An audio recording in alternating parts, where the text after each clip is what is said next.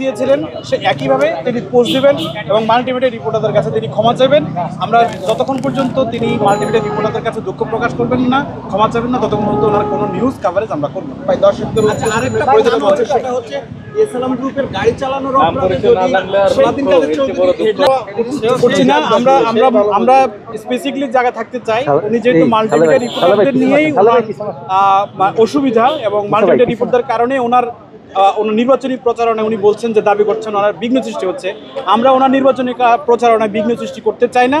আমরা চাই উনি নির্বিচ্ছিন্নভাবে নির্বাচনী প্রচারণা চালাক এবং আমরা আমাদের যেই অপমান করেছে আমরা আসলে তার কথা আমরা ক্ষুব্ধ হয়েছি, আমরা মর্মাহত, আমরা বিব্রত যে ওনার কথায়। এই কারণে আমরা চাচ্ছি যে ওনার কথাও প্রত্যাহার করবে এবং ক্ষমা চাবে, সোশ্যাল মিডিয়ায় পোস্ট দেওয়ার মাধ্যমে জাতিকে জানিয়ে দেবে।